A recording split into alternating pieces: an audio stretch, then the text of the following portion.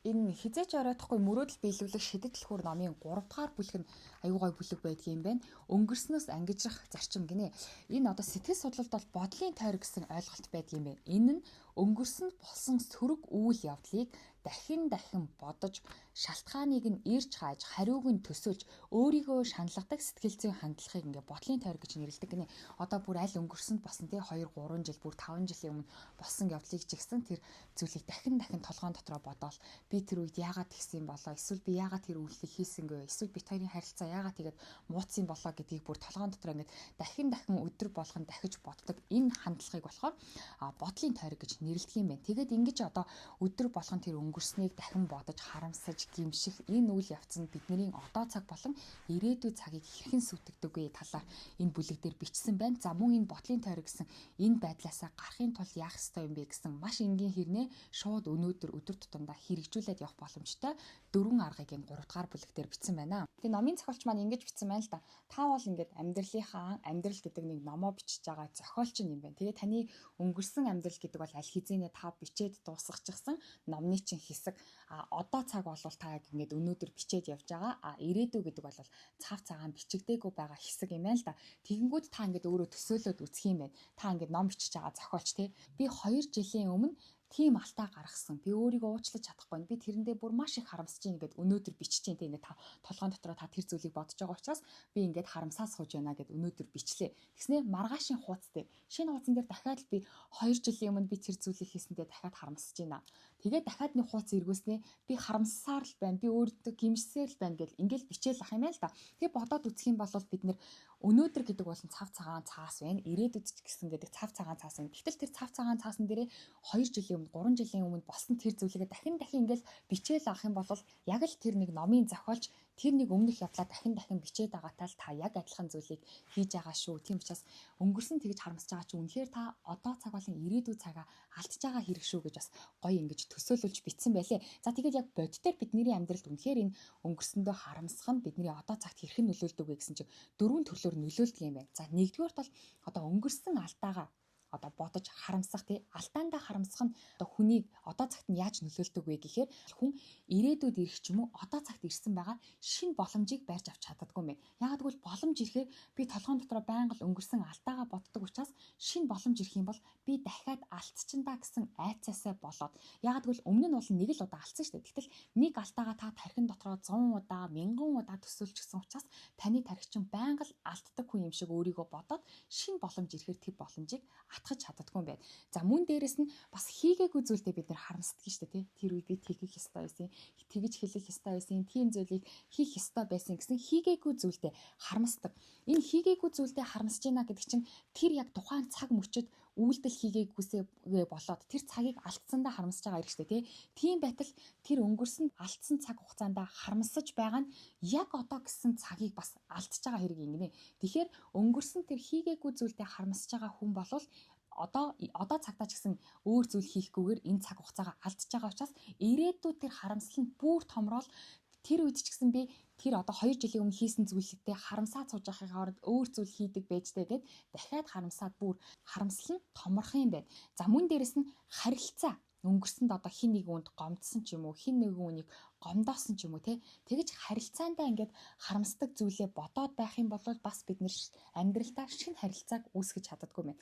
Тэр шинэ харилцаандаа дахиад өнгөрсөнд амссан тэр гомдлоо би дахиад амсах үедээ гэсэн айцаасаа болоод ч юм уу өнгөрсөнд магадгүй өөр хүн нэг гомдоосон бол энэ хүнийг ч гэсэн би гомдоочих байх та би чинь ер нь муу хүн штэ гэд өөрийгөө уучлахгүй өрөөлийг уучлахгүйгаасаа болоод амьдралдаа бас шинэ харилцааг бас үүсгэж чаддаггүй болчдөг юм байна. За мөн дээрээс нь сүүлийнх нь бол бидний одоо өнгөрсөнд болсон алдаагаа тэр өнгөрсөнд харамсаж байгаа зүйлээ дахин толгойн дотроо бодох нь бол бидний эрүүл мэндэд бол шууд бас нөлөөлдөг гэсэн байна. За тэгвэл энэ ингэж одоо бидний амьдралд маш хохирол учруулад байгаа энэ ингээ бодлын тойрог байсан. Өнгөрсөнд болсон нэг зүйлийг мянгантаа давтдаг энэ зуршлаасаа яаж гарах вэ гэсэн чинь 4 маш гоё энгийн аргыг бичсэн байна. За нэгдүгээрт бол одоо өнгөрсөн гэдэг бол түүх болох юм болтгоороо болсон гэд өнгөрснийг бол яг ингээд байгаагаар нь тэр зүйлийг би хэрэг хийгээгүй бол тэгсэн болч гэдэг юм уу, ямар байх байсан болоо гэж төсөөлөх биш, өнгөрсөн бол түүх яг болох юм болтгоороо болсон гэд байгаагаар нь хүлээн зөвшөөрөх юм байна.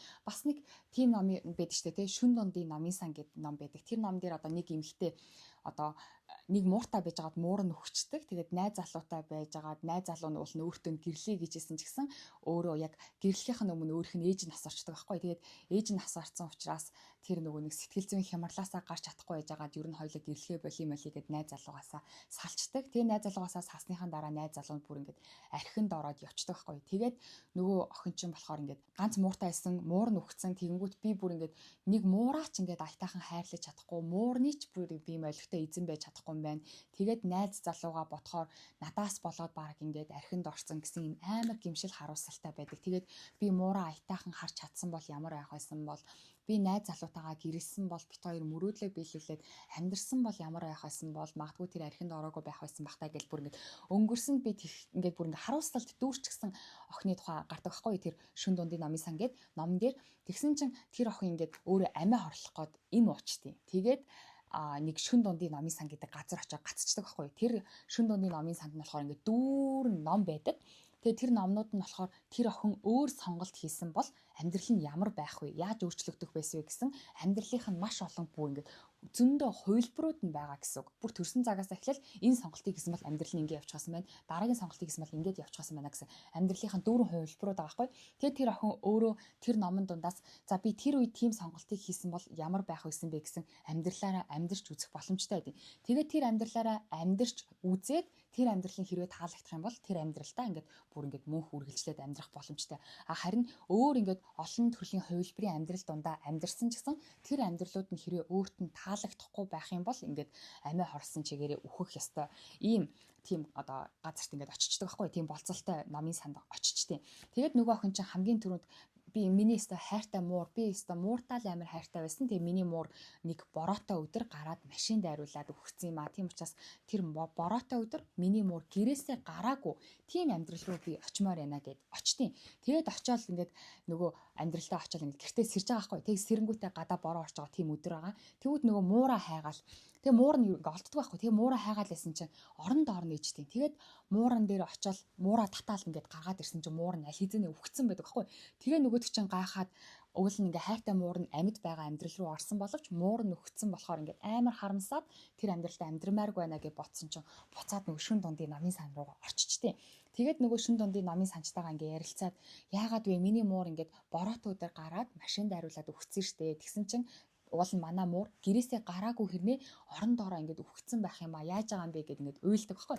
Тэгсэн чинь нөгөө шүн дундын намын сан чинь танаа муур чи ингээд машин дайруулж өгөхгүй юм а. Чиний муур одоо энэ олон ингээд амьдралын хувилбарууд байгаагаас энэ олон хувилбар дундаас мууранд ч гэсэн ингээд өөр өөрхийн амьдралын сонголтоос болоод ингээд өөр өөр зөндөө амьдралын хувилбар байгаа гэсэн үг шүү дээ. Тэнгүү тэр муурын ингээд амьдрч болох байсан олон хувилбар дундаас чиний муур болоод чамд очсныхоо хүчинд энэ муур ингээд бүр хамгийн урт удаан амьдралаараа амьдэрсэн, хамгийн гоё амьдралаараа амьдэрсэн. Энэ муур угаасаа дотроо өвчтөө байсан. Тийм өвчтөө байсан байтал чи маш сайн хайрлаж халамжилсан учраас энэ муур ингээд урт насалсан. Тэгээ муур өөрийнхөө үхлийг мэдээд өөхөх өдрөө ингээд гараад тэр машин дээр машин зам дээр ингээд хөвтчихсэн гэсэн үг болохоос ш машин дайруулсан бишээ. Чиний буруу бишээ гэж тэгдэг байхгүй. Тэгсэн чинь нөгөө охин чинь би бүр ингээд хайртай муурныхаа ганц муурны ч би эзэн байж чадахгүй хүн юм байх таа гэд амар өөртөө ингээд гимшээд өөрийгөө дорд үзээд харамсаж исэн болвол тэрийг ингээд сонсноо. Миний буруу биш байсан юм байна. Угаасаа миний муур ингээд одоо тэр өдөр бороотой өдөр гарсан гараагүй би харж исэн хараагүй гэдгээс үл хамааран миний муурын угаасаа ингээд хувь тавих нь ийм байсан юм байна гэдгийг хүлээн зөвшөөрөөд ингээд харуулсан жоохон арилдаг байхгүй. Тэгэд нөгөө охин чинь тэгвэл би ингээд найз залуутайгаа тэгвэл суусан амьдрал руу орё. Миний найз залуу натаа суугаагүйгаас болоод ингээд бүр архинд орцсон. Тийм болохоор би тэрнтэй суугаад хүсэл мөрөөдлийнхөө дагуу амьдарч байгаа тийм амьдрал руу ормоор байна гэд тийм амьдралыг сонгоод явдгийн. Тэгсэн чинь уул нөгөө нэг охин чинь бол манай найз залуу ингээд арх удаггүйсэн натаас салаад ингээд гутраал архинд орцсон гэж бодож исэн шүү дээ. Тэгсэн чинь тэр өөрөө ингээд хамтдаа суусан амьдрал руугаа орсон ч гэсэн найз залуу нугасаа ингээд архинд орцсон байдаг байхгүй. Тэгээд найз залуу нь уул ингээд өөрт нь яг өөрийнх нь нөгөө нэг язгуур бодит амьдрал дээр нь болохоор өөрт нь амар хайртай гэл суугаагуудаа ингээл бүр харамсаал ардаас нь гүйдэг байхгүй. Тэгсэн чинь тэр амьдрал дээр болохоор одоо жинхэнэ яг хоёлаа гэр бүл болоо суудсан байгаа шүү дээ. Тэгсэн чинь найз залуу нь өөрт нь амар дургу болцсон, өөр хүн амьтан хардаг болцсон. Тэгснээ бас ингээд архинд орцсон байдаг хгүй. Тэгээд тэгсэн чинь нөгөө эмэгтэй чинь язгуур амьдрал дээр маань миний ардаас ингээд надтай суугаагүйгээсээ болоод ингээд баг хэцүү байгаа юм шиг байдаг байсан чинь би энтэй суусан ч гэсэн энэ хүн ингээд бүр суусны дараа бол надад бүр дургу болох юм бэ. Тэгээд дээрэс нь угаасаа л надтай суусан суугаагүй гэдээс үл хамааран архинд орох байсан юм байна гэдгийг ойлгоод энэ амьдралаар би амьдрмааргүй байна гэх. Тэгээд буцаад нөгөө шин дундын намын сан руугаа ирдэг байхгүй. Энэ мэтчлэнгээр ингээд энэ охин маш олон амьдралаар амьдарч үзээд тэр болгонд ингээд өөрийнх нь сонголтоос үл хамааран болох юм болтгоороо болсон юм байна гэдгийг ойлгоод ингээд тэр маш олон харуулслууд нь арилж байгаа тухай тийм ном байдаг байхгүй. Тэгээд яг тэрэн дээр гарч байгаа юм шиг нэгдүгээр зөвлөгөө бол тийм зөвлөгөө өгсөн байлээ. Одоо болох юм болтгоороо болсон. Таны сонголт та тэнд байсан уу, байгаагүй юу, хийсэн үү, хийгээгүй юу гэдгээс үл хамааран болох юм болтгоороо болсон бөгөөд байж болох ингээд хамгийн сайнараа л болсон нь тэр байгаа учраас өнгөрснийг ингээд дахин тэгсэн бол яах байсан бол ингэсэн бол яах байсан болоо гэж олон эргэлзэж тэнэгэлзэлгүйгээр өнгөрсөн бол түүх учраас бүлээн зөвшөөр гэсэн байлээ. Энэ бол одоо ингэж бодлын гацаандаа орохгүй байх нэгдүгээр алхам юм байна. За хоёрдугаар алхам нь болохоор өөрийгөө уучил гинэ. Хүн ингээд энэ ном дээр бол бичсэн байгаагаар одоо хүн өөрийгөө хамгийн их хатуу шийтгдэг гинэ. Одоо өнгөрсөнд ингээд бид нэр алдаа гаргасан бол тухайн хүн маань биднийг уучлсан байсан гэсэн бид нэр өөрөө өөрсдийгөө уучлж чаддгүй юм. Тэгээд дотроос хүнийг хамгийн их хэмлэж ингэж доош нь татчихийдэг зүйл бол өөрөө өөрийнх нь дотоод дуу хоолой нь чи тэгсэн биз дээ, чи тэгээгүй биз дээ гэж өөрийгөө ингэж шүүмжилдэг. Тэр дотоод дуу хоолой хүнийг хамгийн их тамирыг нь барж дотроос нь ингэж хэмэлж иддэг гинэ. Тийм болохоор өөрийгөө уучлаарай гэсэн байлээ. Тэгээд энэ өөрийгөө уучил гэдэг нь өөрийнхөө алдааг ингээд өөгшүүлнэ гэсэн үг биш. Харин яг л ингээд бусад хүний алдааг бид нэр ойлгож уучилдаг шигэ өөрийгөө яг ингээд гоё өөртөө инэрэнгүү хандаад уучлаарай гэсэн байлээ. Тэгэхгүй бол өөрийгөө уучлахгүй болох юм бол нөгөө л өнгөрсөнд те би 5 жилийн өмнө тийх ёстой байсан. 6 жилийн өмнө би тэгсэн бол өчигдөр би тэр үгийг хэлэх ёстой байсан. Урчигдөр тэгх ёстой байсан гэж ингэж өөрийгөө уучлахгүй байснараа бас өөрийнхөө ирч хүч ирээдүгээ маш амар хэмлэж иддэг юм байна. Тийм болохоор өөрийгөө уучлах нь ингээд 2 дугаар алхам юм байна. За 3 дугаар алхам нь бас айгүй гоё. Энэ 3 дугаар алхам нь болохоор өөрийнхөө ирээдүг маш гоё тодорхой сайхнаар хүсэж байгаагаараа төсөөл гинэ. Тэгэхгүй бол бид нэр ингээд ирээдүгээ төсөөлөд те би 5 жилийн дараа 10 жилийн дараа юуг бүтээх вэ гэд төсөөлөд тэгээд өдөр болгон тэр төсөөллийгоо биелүүлэхийн тулд амьдрах хэрэгтэй байна л да. Тэгсэн чинь эсэргээрээ толгойн дотроо төсөөлдөг юм маань 5 жилийн өмнө 10 жилийн өмнө болсон хийсэн тэр явдлуудыг төсөөлөд байгаа учраас амьдралд ирч хүч гэж байхгүй ахиц гардггүй юм байна. Тийм учраас 3 дугаар алхам нь болохоор өдөр болгон өөрийнхөө ирээдүг сайхан ирээдүг юуг бүтээмээр байна. Өнөөдөр би юу хийх ёстой юм бэ? Тэгэхээр ирээдүйн талаар юм том зураг нь гарцсан байж ч хүн өнөөдөр хийх зүйл нь тодорхой болох юм байна л да. Тэгтэл тийм ирээдүйн талаар гоё төсөөлөл одоо ирээдүйн талаарх төлөвлөгөө байхгүй болохоор өнгөрсөн лүгээ өнгийгээд идэг юм байна. Тийм учраас 3 дугаар алхам нь бол ирээдүйнхээ талаар төсөөлөөрөө энийг бүр өдөр болгон төсөөлөөрөө. Тэгээд өдөр болгон тэр мөрөөдлөө тэр төсөөллөө бодит болох жижиг алхмуудыг хийгээрэй гэсэн байна. За дөрөвдөг нь болохоор одоо цаг дээрээ төвлөрөх гэж байгаа. Одоо цаг дээрээ төвлөрөхөд болохоор хамгийн чухал зүйл нь бас талархал байдаг гинэ. Өнөөдөр би амьд байгаа да. Өнөөдөр манай гэр бүлийнхэн амьд эрүүл энх байгаа да ч юм уу те. Өнөөдөр байгаа яг одоо байгаа энэ цаг үедээ талархаад энэ цаг үеэ гоё ажиглаад мэдрээд яг энэ цаг үе дээрээ орших нь өөрөө өнгөрсөнд ингэж харамсахын бүр хамгийн том эмчилгээ энэ байдлаас гарах хамгийн том арга нь бол одоо цаг дээрээ талархах.